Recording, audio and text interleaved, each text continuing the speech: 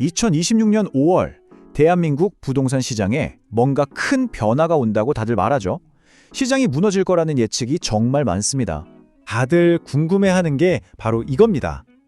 다주택자 양도세 중과 유예, 이게 끝나면 정말 시장이 폭락할까? 이게 핵심 질문이죠. 지금 시장에서는 대부분 이렇게 예측해요. 세금 무서워서 집을 막 던지기 시작할 거다. 소위 매물 폭탄이 터져서 가격이 와르르 무너질 거라는 시나리오죠. 근데 만약에 이 예측 자체가 틀린 거라면 어떨까요? 자, 그럼 이 예측이 왜 현실과 다를 수 있는지 알려면 우리가 먼저 알아야 할 게 있어요. 바로 다주택자들이 과연 누구고 이 상황을 위해서 그동안 뭘 준비해왔는지 이걸 좀 들여다봐야 합니다. 사실 지난 몇십 년 동안 부동산 소유주들은요, 계속 바뀌는 정책을 겪으면서 학습을 한 겁니다. 일종의 훈련이 된 거죠. 그래서 이제는 정책이 나오면 그냥 허둥지둥 반응하는 게 아니라 한 발 먼저 이렇게 되겠구나 하고 예측하고 대비를 한다는 겁니다. 정부 발표를 그냥 멍하니 기다리지 않는다는 거죠. 똑똑한 소유주들은 2026년 5월이 오기 한참 전부터, 그러니까 이미 몇 년 동안 계속해서 움직여 왔다는 뜻입니다.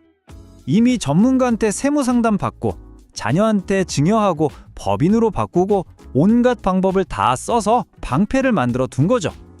그러니까 우리가 걱정하는 그 매물 폭탄이요, 사실상 터지기 전에 해체되었다, 이렇게 보시는 게 맞습니다.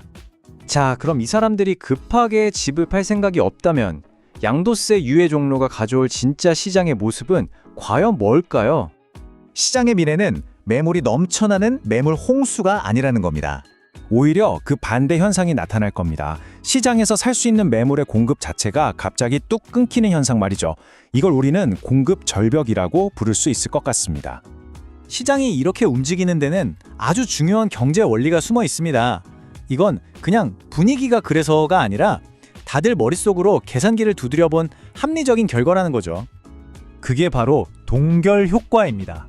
집을 팔 때 내야 하는 세금이 너무 많으니까 차라리 안 팔고 그냥 갖고 있겠다, 이렇게 마음을 먹게 되는 현상이에요.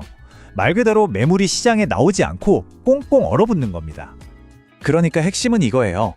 다주택자 입장에서는 집 팔아서 번 돈의 절반 이상을 세금으로 내느니 차라리 그냥 그 집을 쭉 가지고 있으면서 가치가 더 오르길 기다리는 게 훨씬 이득인 거죠. 더 합리적인 선택이 되는 겁니다. 여기서 끝이 아닙니다. 새로 짓는 집, 그러니까 물리적인 공급까지 부족해져요. 2026년에 서울에 새로 들어서는 아파트가요, 예년 평균의 4분의 1도 안 될 거라고 합니다.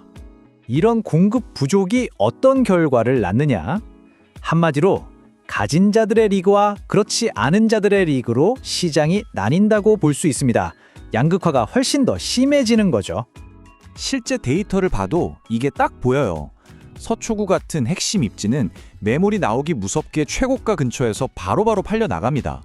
살 사람이 줄을 서 있으니까요. 그런데 노원구 같은 지역은 좀 다르죠.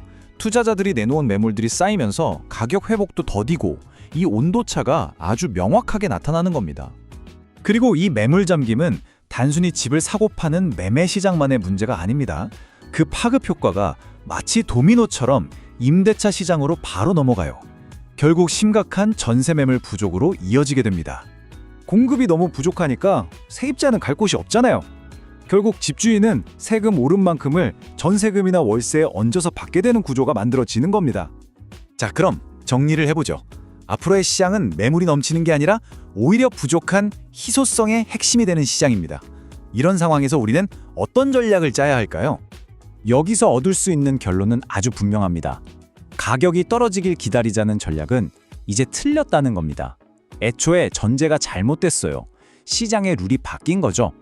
이제 게임은 공급이 부족한 상황에서 누가 더 좋은 자산을 먼저 차지하느냐의 싸움이 된 겁니다. 이 새로운 시장에 맞는 4가지 전략을 이야기합니다. 첫째, 직접 투자를 한다면 신규 공급의 유일한 희망인 서울 핵심지의 재건축 입주권 같은 희소성 높은 자산에 주목하라는 거고요. 둘째, 레버리지 측면에서는 금리가 높으니까 저금리 정책 대출을 받을 수 있는 9억 이하 아파트를 활용하라는 조언입니다. 셋째, 주택 규제를 피할 수 있는 오피스나 GTX 역세권 상업용지 같은 대체 자산도 좋은 선택지가 될 수 있고요. 마지막으로 시장이 잠시 흔들릴 때 이걸 기회로 잡는 위기 대응 전략도 필요하다고 말합니다. 그러니까 2026년은요, 공포에 질려서 너도 나도 집을 파는 그런 해가 아닐 겁니다. 오히려 진짜 가치가 무엇인지 제대로 보고 전략적으로 투자하는 능력이 그 어느 때보다 중요해지는 한 해가 될 거라는 거죠. 공급절벽이라는 완전히 새로운 시장 환경이 눈앞에 펼쳐지고 있습니다. 여러분은 이 새로운 지도를 어떻게 읽고 어떤 선택을 하시겠습니까? 빠르게 변하는 시장, 정확한 정보가 경쟁력입니다. 지금 구독하고 콕부동산과 함께하세요. 부동산은 콕, 구독, 좋아요는 꼭.